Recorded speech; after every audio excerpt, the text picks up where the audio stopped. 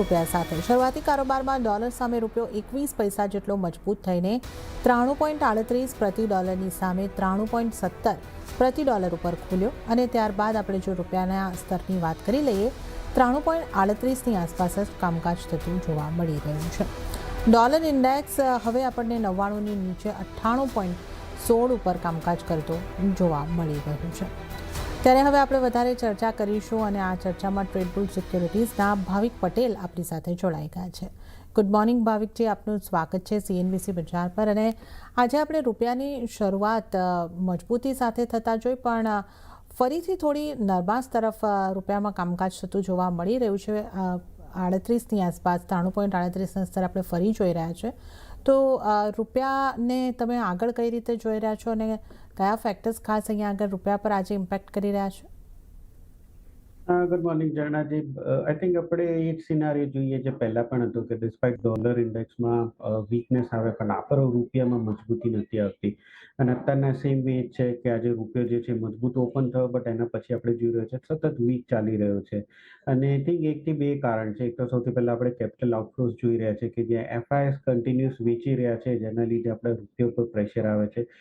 બીજું ભલે અત્યારના આપણે બ્રેન્ટ ક્રૂડ જોઈએ તો $100ની નીચે છે પણ પેપર ટ્રેડ અને જે ફ્યુચર માર્કેટ છે એ બેમાં ડિફરન્સ છે કે જ્યાં અત્યારના આપણે હજી પણ $140ની આસપાસનું આપણે ક્રૂડ લઈ રહ્યા છે ડિસ્પાઇટ અત્યારે ફ્યુચરમાં $100ની આસપાસ ચાલી રહ્યું છે. એટલે આપણું ઇમ્પોર્ટ બિલ એ વધી રહ્યું છે જે કે આપણે રૂપિયા પર પ્રેશર આપી રહ્યો છે. એટલે મને ઓવરઓલ લાગે છે કે અહીંયાથી હજી પણ રૂપિયામાં જે વીકનેસ છે એ કન્ટિન્યુ રહી શકે છે. 93.50 93.60 સુધી પણ જોવા મળી શકે છે. આઈ થિંક બાય ઇન્ડેક્સની સ્ટ્રેટેજી રહીએ હમણાં શોર્ટ ટર્મમાં મે બી યુદ્ધ વિરામ આવે છે તો એકવાર એક નેગેટિવ રિએક્શન આવી શકે છે અને રૂપિયો આપણો મજબૂત ખુલી શકે છે. બટ જ્યાં સુધી યુદ્ધ વિરામનો કોઈ કોન્ક્રીટ સ્ટેપ નથી આવતું ત્યાં સુધી લાગે છે આપણો રૂપિયો જે છે કન્ટિન્યુઅસ વીક જ થઈ શકે છે અંડર FIs સેલિંગ. તો એક્સપેક્ટ કરી શકો છો 93.60ની આસપાસનો આજના દિવસમાં કે કાલ દિવસ સુધીમાં આપણને લેવલ જોવા મળી શકે છે. તો રૂપિયામાં નરમાશ કન્ટિન્યુ થતી આપણને જોવા મળી શકે છે અને 93.60 સુધી આજકાલમાં આપણને આ સ્તર જોવા મળી શકે છે. તો રૂપિયામાં ડેપ્રિશિએશન કન્ટિન્યુ થતું જોવા મળી શકે છે. ત્યારે જ હવે આપણે વાત ક્રૂડની કરી લઈએ તો ક્રૂડ ઓઇલમાં ઉપલા સ્તરેથી આશરે 10% જેવું દબાણ જોવા મળ્યું અને બ્રેન્ટના ભાવ ઘટીને $95ની આસપાસ પહોંચતા જોવા મળ્યા છે. નાઇમેક્સ ક્રૂડમાં પણ 5% જેવી અહીંયા આગળથી આપણને વેચવાલી સાથેનું કામકાજ જોવાયા બાદ હવે ફરી પાછી એક રિકવરીનો પ્રયાસ અહીંયા આગળથી થતો જોવા મળી રહ્યો છે. બ્રેન્ટમાં 1% મજબૂતી અને $96 પર પહોંચવાની કોશિશ. નાઇમેક્સ 91.64 પર અત્યારે કામકાજ. MCXને જોઈ લે તો 8,574ના સ્તર પર કામકાજ થઈ રહ્યું છે. અહીંયા US ઈરાન વચ્ચે આવતા સપ્તાહ સુધી બીજી વારની ચર્ચા થવાની આશાએ કિંમતો પર દબાણ બન્યું અને આ સાથે જ છેલ્લા એક સપ્તાહમાં USની ક્રૂડ ઓઇલની ઇન્વેન્ટરી 6.1 મિલિયન બેરલથી વધી છે. ભાવિકજી, હવે આપણે જે ક્રૂડમાં આ યુદ્ધને લઈને જે શાંતિ વાર્તાને લઈને અપડેટો આવી રહ્યા છે એને રિએક્ટ કરી રહ્યું છે ક્રૂડ.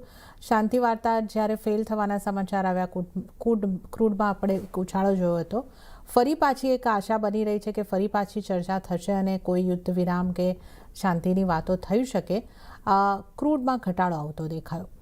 નીચલા સ્તરેથી એક રિકવરી અહીંયા આગળથી દેખાઈ રહી છે. તો કઈ રીતે જોવું જોઈએ? આ જે લેવલ આપણને બધા દેખાઈ રહ્યા છે એ એક સપોર્ટ લેવલ બન્યા છે કે કઈ રીતે ક્રૂડ હવે કામકાજ કરી શકે આગળ?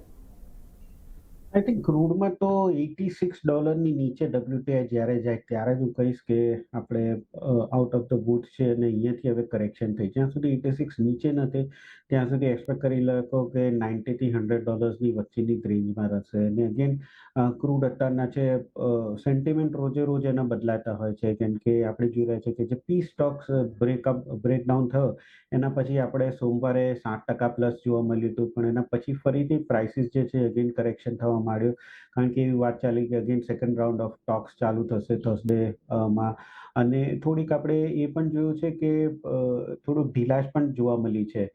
ભલે એના પછી આપણે જોયું હતું કે યુએસએ બ્લોકેડ કર્યું છે સ્ટ્રેટ ઓફ હોર્મુઝ. એક બે શિપ જે છે પાછી મોકલી છે પણ એવા ન્યૂઝ આવે છે કે બે ત્રણ શિપ જે છે એ પણ પાસ થઈ છે. એટલે ખરેખર શું સિનારીઓ છે શું પિક્ચર છે ક્લિયર નથી. બટ એક વસ્તુ સારું છે કે હવે ઈરાન તરફથી પણ એવો આ ન્યૂઝ આવ્યા છે કે એ લોકો જે ન્યુક્લિયર ન્યુક્લિયર એનરિચમેન્ટ છે એ લોકો 5 વર્ષ સુધી બંધ કરશે, જ્યારે યુએસ કહે છે 20 વર્ષ સુધી એ લોકો બંધ રાખવું જોઈએ. એટલે કશેક ને કશેક મને લાગે છે કે હવે વોર ઓફ એટ્રિશનના લીધે મે બી આગળ જતા હવે થોડુંક યુએસ અને ઈરાન બેઉ કોમ્પ્રોમાઇઝ કરી અને કોઈક રીચ આવી શકે છે પીસ માટેનું. એટલે ક્રૂડ અત્યારે એવી રીતે રિએક્ટ કરી રહ્યું છે એ જોતા આપણને ગોલ્ડ સિલ્વરમાં અને બેઝ મેટલ્સમાં પણ તેજી જોવા મળી છે. મને લાગે છે ફરીથી માર્કેટ જે છે રિસ્ક ઓન મોડમાં આવી ચૂક્યું છે. અહીંયાથી આપણે આજના દિવસમાં થોડીક લોથી રિકવરી જોવા મળી છે. અગેન હું કહીશ કે જ્યાં સુધી પી સ્ટોક્સનો કોઈ કોન્ક્રીટ એવિડન્સ નથી આવતો ત્યાં સુધી કાચા તેલને એવું ના કહી શકાય કે હવે અહીંયાથી ફિનિશ થઈ ગઈ છે, રેલીન કરેક્શન થઈ શકે. આજના દિવસમાં પણ લો બનાવ્યા પછી રિકવરી જોવા મળે છે. આઈ થિંક ઇન્ટ્રાડે પણ ડેફિનેટલી હું બાયની રિકમેન્ડેશન આપીશ 8650ના ટાર્ગેટથી, અને નીચે સ્ટોપ લોસ રાખી શકાય 8450નો. તો ઓવરઓલ આજના દિવસમાં ક્રૂડ બાયની રિકમેન્ડેશન છે, બટ ઓવરનાઇટ પોઝિશન્સ કોઈ કેરી કરવાની રિકમેન્ડેશન નથી, કારણ કે ઓવરનાઇટ ટફ નાઇટ ટ્વીટ આવે છે, કોઈ પણ ન્યૂઝ આવે છે યુએસ ઈરાન વચ્ચેનું, એટલે માર્કેટમાં આપણને વોલેટિલિટી ડેફિનેટલી રહેશે, જોવા મળશે. એટલે intraday just Lonar stop લોસથી by કરી શકાય છે અને ઓવરનાઇટ પોઝિશન્સ કેરી કરવાની રિકમેન્ડેશન નથી. ઓકે, તો ક્રૂડમાં અહીંયા આગળ ઇન્ટ્રાડે બાય કરીને ચાલવાની સલાહ છે અને 8450નો સ્ટોપ લોસને તમે આ ધ્યાનમાં રાખીને ચાલો અને લગભગ 8600 સુધીના ટાર્ગેટ માટે ખરીદી કરીને ચાલવાની સલાહ ક્રૂડની અંદર બનતી જોવા મળી રહી છે. ક્રૂડને આપણે જ્યારે વાત કરી રહ્યા છે ભાવિકજી, આઈએનું કહેવું છે કે 2020 પછી પહેલીવાર આપણે અહીંયા આગળથી માંગમાં ઘટાડો જોઈ રહ્યા છે અને યુદ્ધની પરિસ્થિતિમાં આપણે જે રીતે જોઈ રહ્યા છે કે સપ્લાયની ચિંતા આપણે ખાસ ડિસ્કસ કરી રહ્યા છે, તો આઈએની માંગને માટે એક ચિંતા દર્શાવવી, આપણે જે જીઓપોલિટિકલ સ્થિતિ જોઈ રહ્યા છે એની સરખામણી આપણે કરીએ તો આ આખી સ્થિતિને જોતા આગળ કઈ રીતનું આપણે લાગી રહ્યું છે, એટલે લોંગ ટર્મમાં ક્રૂડની ચાલ કેવી રહી શકે? લોંગ ટર્મમાં તો મને લાગે છે કે ક્રૂડની ચાલમાં આપણને બહુ મોટું ફેરફાર નહીં જોવા મળે, કેમ કે ઇનફેક્ટ આ વોર ના થઈ હોત તો આપણે જોઈ રહ્યા હતા કે બ્રેન્ટ ક્રૂડ જે છે 60 થી 80 વચ્ચે ટ્રેડ કરતું હતું ને એ જ એક્સપેક્ટેડ હતો કે 2026માં જ આવે. તો વોરના લીધે સપ્લાય ડિસ્ટર્બ થયું છે અને જે છે આ સપ્લાય શોક છે, ડિમાન્ડનો શોક નથી. અને આગળ જતાં પણ અત્યારના જે આટલા ભાવો વધેલા છે તો બટ ઓબ્વિયસ છે કે ડિમાન્ડ તો ઓછી થવાની છે. અને સેકન્ડ એ પણ છે કે અત્યારના સપ્લાય ઓછું છે એટલે આપણે ઘણી બધી કન્ટ્રીઝ છે જેમ કે ઇન્ડોનેશિયા છે, પાકિસ્તાન છે, એ લોકોએ ઓલરેડી કેપ મૂક્યો છે, રિસ્ટ્રિક્શન મૂક્યું છે, એટલે ડિમાન્ડ તો ઓછી થવાની છે. અને જ્યારે પણ $100 ઉપર ક્રૂડ જાય છે ત્યારે વર્લ્ડનું જીડીપી જે છે એ પણ ગ્રોથ ઓછો થતો હોય છે. એટલે ક્લિયરલી જ્યારે ગ્રોથ ઓછો થાય ત્યારે ક્રૂડની ડિમાન્ડ હોય એના ઉપર પણ અસર થાય. એટલે આ વોર જો કન્ટિન્યુ રહેશે, મે સુધી પણ રહેશે, તો ડેફિનેટલી મને લાગે છે કે આઈએ જે કીધું છે, અનુમાન કર્યું છે કે આગળ જતા જે ડિમાન્ડ જે છે એ ઘટી શકે છે. ઇનફેક્ટ અત્યારના જ આપણે જોઈ રહ્યા છે કે જે ડિમાન્ડ છે એ ઘણા બધા કન્ટ્રીઝમાં, કારણ કે મળી નથી રહ્યું એટલે ડિમાન્ડ ઓછી થઈ રહી છે. અને જો આ પ્રાઇસીસ $100 ઉપર સસ્ટેન થશે તો આગળના 3-4 મહિનામાં પણ આપણે એ જ જોવા મળશે કે જે ડિમાન્ડ છે ઓછી થશે. ઓકે, તો આપણે અહીંયા આગળથી જે સપ્લાય વિક્ષેપ છે એને કારણે જે રિસ્ટ્રિક્શન છે એને કારણે અમુક દેશો તરફથી ડિમાન્ડ ક્રૂડની ઘટતી જોવા મળ્યું છે, પણ અત્યારે મુખ્ય મુદ્દો જે છે ક્રૂડને માટે એ સપ્લાય વિક્ષેપનો જ બનતો દેખાઈ રહ્યો છે. હવે આપણે ક્રૂડ બાદ નેચરલ ગેસની પણ વાત કરી લઈએ તો શરૂઆતી કારોબારમાં સ્થાનિક બજારમાં નેચરલ ગેસની કિંમતોમાં મામૂલી દબાણ સાથે 243ના સ્તરની પાસે કિંમતો પહોંચતી દેખાય. 244 સુધી પહોંચી છે, 0.45%ની મજબૂતી. ભાવિકજી, નેચરલ ગેસને તમે આ લેવલ્સથી કઈ રીતે જોઈ રહ્યા છો અને નેચરલ ગેસમાં તમારી સલાહ કઈ તરફ બનશે? વેલ, નેચરલ ગેસ આપણે જોઈ રહ્યા છે એમાં થોડીક વીકનેસ કન્ટિન્યુ છે અને આપણે નેચરલ ગેસ યુએસનું નેચરલ ગેસ ફોલો કરતા હોય છે અને યુએસના નેચરલ ગેસમાં હજી પણ એક્સપેક્ટેડ છે કે જે ડિક્લાઇન છે કન્ટિન્યુ રહી શકે, કારણ કે પ્રાઇસ ઘટી રહી છે અને ઓપન ઇન્ટરેસ્ટ વધી રહ્યું છે. દેટ મીન્સ કે શોર્ટ જે છે એ આપણે દેખાઈ રહ્યું છે કે નવી એડ થઈ રહી છે. સેકન્ડ, આપણે ડિમાન્ડની પણ વાત કરીએ તો અત્યારના ત્યાં હીટિંગ સિઝન જે છે નિયરલી જતી રહી છે અને હવે હીટ થવાનું ચાલુ થઈ ગયું છે. એટલે આગળ જતાં ડિમાન્ડ પણ ઓછી છે, એ લોકોનું આપણે સપ્લાય જોઈએ તો વોરને લીધે એ લોકોનું તો કોઈ ઇસ્યુ નથી, તો એ લોકોનું પ્રોડક્શન સારું છે. ઇન્વેન્ટરી પણ 5 વર્ષની ઓન એવરેજ જોઈએ તો અત્યારના 6%થી ઉપર છે. એટલે જ્યાં પ્રોડક્શન વધારે છે, ડિમાન્ડ ઓછી છે અને એ પણ ટેકનિકલી પણ જોઈએ તો શોર્ટ પોઝિશન્સ નવી એડ થઈ રહી છે. એટલે મને લાગે છે કે નેચરલ ગેસમાં હર ઉછાળે અત્યારના વેચવાની જ રિકમેન્ડેશન હોવી જોઈએ. આજના દિવસમાં 247ની આસપાસ નેચરલ ગેસ આવે છે તો શોર્ટ કરી શકાય છે 240ના ટાર્ગેટથી અને 250નો સ્ટોપ લોસ રાખી શકાય છે. ઓકે, તો નેચરલ ગેસમાં ઉછાળે વેચીને ચાલો. આજના દિવસ માટે જે સલાહ બની રહી છે 247ની આસપાસથી નેચરલ ગેસને વેચો. 240ના ટાર્ગેટ બની શકે છે અને 250નો સ્ટોપ લોસ ધ્યાને રાખો. તો ક્રૂડમાં ઇન્ટ્રાડેમાં ખરીદારી અને નેચરલ ગેસમાં વેચીને ચાલવાની સલાહ બની રહી છે. ત્યારે જ આપણે લઈશું એક નાનકડો બ્રેક અને બ્રેક બાદ ભાવિક પટેલ સાથે વધુ કોમ્યુનિટીઝની ચર્ચામાં શોમાં આગળ વધીએ.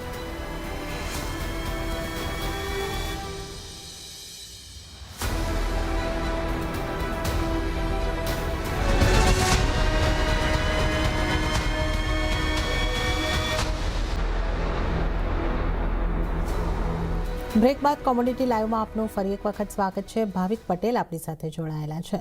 હવે આપણે સોનાના કામકાજની વાત કરી લઈએ તો સોનામાં સ્થાનિક બજારમાં મજબૂત રૂપિયાને કારણે કિંમતો પર દબાણ બન્યું અને જ્યાં ભાવ 1,54,000ની પાસે જોવા મળ્યા, પણ વૈશ્વિક બજારમાં કિંમતોમાં આપણે જે રીતે જોયું હતું કે ઘટાડા બાદ ખરીદારી અને ઉપલા સ્તરેથી ફરી પાછું એક દબાણ તરફનું કામકાજ આપણે જોઈ રહ્યા છે.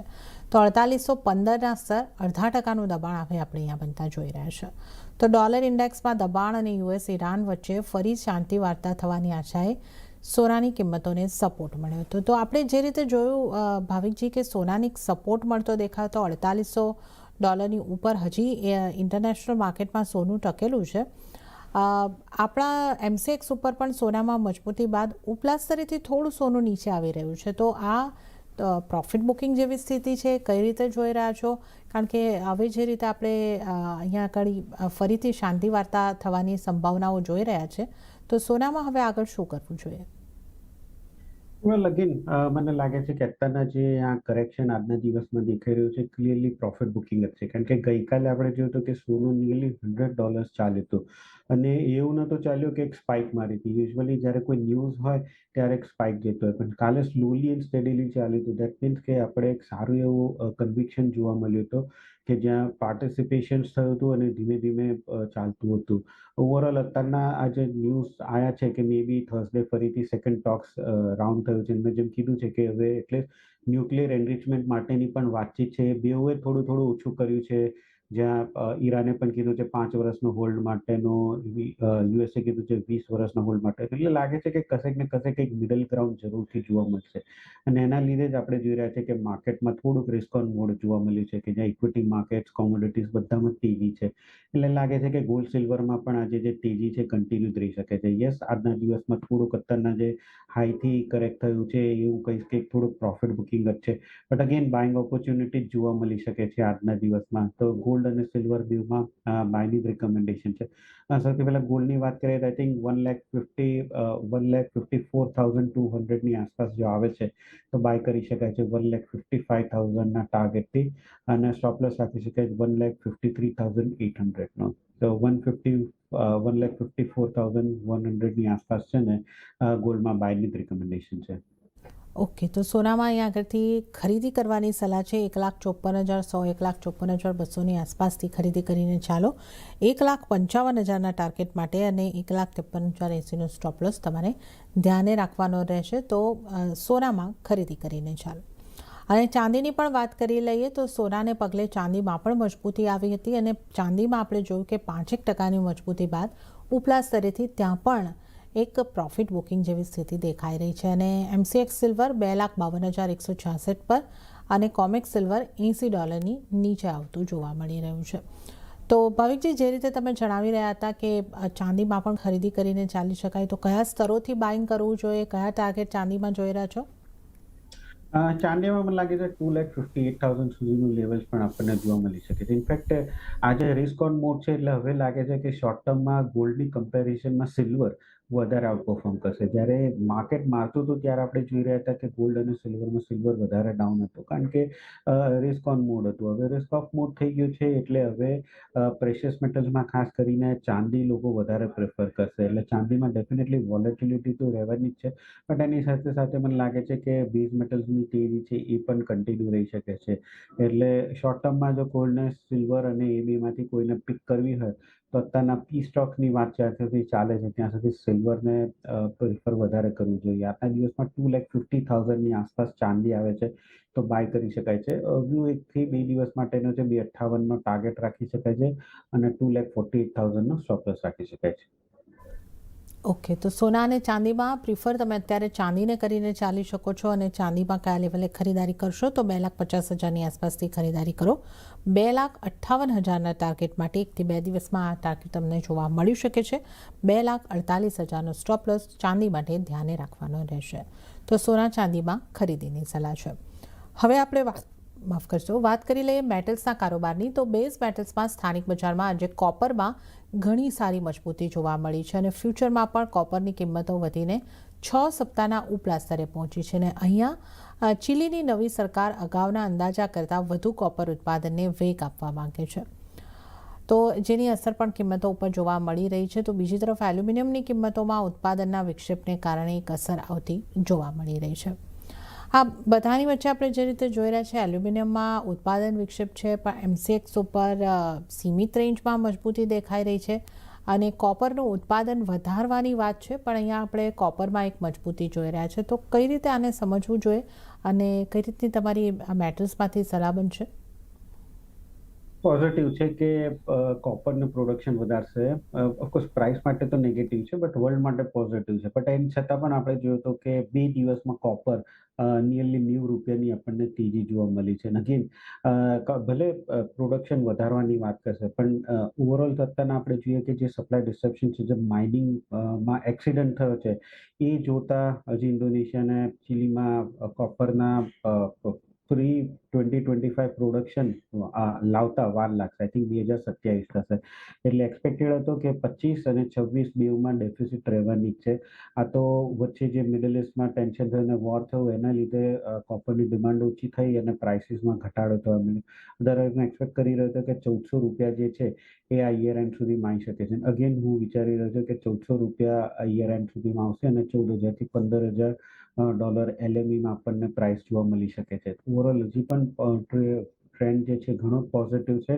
ટેકનિકલી પણ 1200ની ઉપર બ્રેકઆઉટ આપી ચૂક્યું છે. આજના દિવસમાં કોઈ પણ કરેક્શન આવે છે તો બાયની જ રિકમેન્ડેશન રહેશે. અહીંયાથી ઓલરેડી 2 દિવસમાં આપણને 70-80 પોઈન્ટ્સનું તેજી જોવા મળી છે, એટલે થોડુંક તો પ્રોફિટ બુકિંગ ડેફિનેટલી આવવાનું જ છે. એટલે અહીંયાથી નહીં પણ 1270ની આસપાસ આવે છે તો બાય કરી શકાય છે. 1300ના ટાર્ગેટથી 1260નો સ્ટોપ લોસ રાખી શકાય છે. તો કોપરમાં અગેન બાયની જ રિકમેન્ડેશન છે. ઓકે, તો બેઝ મેટલ્સ પૈકી કોપરમાં ખરીદી કરીને ચાલવાની સલાહ આગળથી બની રહી છે. થોડા ઘટાડે 1270ની આસપાસથી તમે ખરીદી કરીને ચાલો. 1300ના ટાર્ગેટ અને 1260ના સ્ટોપ લોસને ધ્યાને રાખો. તો બેઝ મેટલ્સમાંથી કોપર પર બાય કરીને ચાલવાની સલાહ. અને હવે આપણે એગ્રી કોમોડિટીઝ પર નજર કરી લઈએ અને એગ્રી કોમોડિટીઝમાં ગુવાર પેકમાં હવે આપણને થોડી ખરીદારી આવતી દેખાય છે. લગભગ 0.80%ની ખરીદારી સાથે ગુવાર કમ ગુવાર સીડ બંનેની અંદર કામકાજ થતું જોવા મળી રહ્યું છે. ભાવિકજી, ગુવાર પેકને કઈ રીતે જોવું જોઈએ? વેલ, ગુવાર પેકમાં મને લાગે છે કે હવે તેજી છે એ કન્ટિન્યુ જ રહી શકે છે. 2 વર્ષથી આપણે ઓલરેડી સારી એવી સાઇડવેઝ મૂવમેન્ટ જોવા મળી હતી અને હવે 2026માં એક્સપેક્ટ કરી રહ્યો છું કે આ વર્ષ ગુવાર ગમ અને ગુવાર સીડ બેઉમાં તેજી જોવા મળી શકે છે. સીડની વાત કરીએ તો સીડમાં સારી એવી 5,500થી આપણને રિકવરી જોવા મળી છે. અગેન 5,900નો અપસાઇડ ટાર્ગેટ જોવા મળી શકે છે. તો કરંટ માર્કેટ પ્રાઇસ જે 5,700 છે ત્યાંથી જ હું બાયની રિકમેન્ડેશન આપીશ 5,900ના ટાર્ગેટથી અને સ્ટોપ લોસ રાખી શકાય 5,600નો. ગમની વાત કરીએ તો ગમમાં પણ હવે 11,000નું જે લેવલ છે એ ટૂંક સમયમાં મને લાગે છે કે બ્રેકઆઉટ થઈ શકે છે એની ઉપર, અને જો એની ઉપર જશે તો 11,200 સુધીનો ટાર્ગેટ જોવા મળી શકે છે. તો ગમમાં પણ 10,600ની આસપાસ બાયની જ રિકમેન્ડેશન છે 11,200ના ટાર્ગેટથી અને 10,400નો સ્ટોપ લોસ રાખી શકાય છે. તો બેઉ સીડ અને ગમમાં બાયની જ રિકમેન્ડેશન છે. ઓકે, ગુવાર ગમ ગુવાર સીડમાં ખરીદારી કરીને ચાલવાની સલાહ બની રહી છે. ગુવાર સીડની વાત કરો તો 5900ના ટાર્ગેટ માટે ખરીદારી કરો, 5600ની આસપાસનો સ્ટોપ લોસ અને ગુવાર કમમાં 11,200ના ટાર્ગેટ માટે 10,400ના સ્ટોપ લોસ સાથે ખરીદી કરીને ચાલવાની સલાહ. મસાલા પેક પર નજર કરી લઈએ. હળદરમાં મજબૂતી છે, બાકીના 2 મસાલામાં થોડું દબાણ સાથેનું કામકાજ છે. કઈ રીતે મસાલા પેકમાંથી તમારી સલાહ બનશે? વેલ, મસાલા પેકમાં આપણે જોઈ રહ્યા છે કે જીરામાં હજી પણ જે પ્રાઇસ જે છે થોડુંક અંડર પ્રેશર છે, કારણ કે કેરી ઓવર સ્ટોક સારું છે, ઓલરેડી આવક આવવાની ચાલુ થઈ ગઈ છે અને જે રીતે અત્યારના ફ્રેટના પ્રાઇસીસ વધારે છે, શિપિંગના પ્રાઇસીસ વધારે છે, એ રીતે એટલીસ્ટ એક્સપોર્ટનું જે છે એમાં પણ આપણે કોમ્પિટિટિવ નથી. એટલે મને હમણાં હજી પણ નથી લાગતું કે જીરામાં આપણને તેજી જોવા મળે. અગેન 22,000ની આસપાસ આવે છે તો શોર્ટની રિકમેન્ડેશન આપીશ 21,300નો ટાર્ગેટ અને 22,400નો સ્ટોપ લોસ રાખી શકાય છે. હળદરની વાત કરીએ તો હળદરમાં હજી પણ તેજી મને લાગે છે કે યથાવત રહેશે. તો હળદરમાં બાઇંગની જ રિકમેન્ડેશન છે, 16,000ની આસપાસ બાય કરી શકાય છે. 16,700નો ટાર્ગેટ અને 15,600નો સ્ટોપ લોસ. સેમ વે ધાણાની વાત કરીએ તો ધાણામાં આપણે ઓલરેડી સારી તેજી જોવા મળી છે. હવે પ્રાઇસીસ થોડુંક કોન્સોલિડેટ થાય છે, બટ અગેન આમાં કોઈ પણ કરેક્શન આવે છે તો ડેફિનેટલી બાઇંગની રિકમેન્ડેશન છે. જે અરાઇવલ સ્ટોક આવે છે એ ઓછો જ છે. અહીંયાથી 12,600ની આસપાસ એક કરેક્શન આવે છે તો બાઇંગ કરી શકાય છે 13,000ના ટાર્ગેટથી અને 12,400નો સ્ટોપ લોસ રાખી શકાય છે. ઓકે, તો મસાલા પેકમાંથી જીરાને વેચો પણ હળદર અને ધાણામાં ખરીદારી કરીને ચાલવાની સલાહ બની રહી છે. અને ત્યારે જ ભાવિકજી, આપનો આભાર અમારી સાથે જોડાવા બદલ અને તમામ કોમોડિટીઝ અંગે ચર્ચા કરવા બદલ આપનો આભાર. તો આ સાથે જ કોમોડિટી લાઈવમાં પણ હાલ પૂરતું આટલું જ. હાલ મને આપશો રજા, પણ મારા સહયોગી પ્રીતિ દલાલ આપને માટે લઈને આવશે બજાર હેલ્પલાઇન. તો આપ જોતા રહો CNBC ગુજરાત. નમસ્કાર.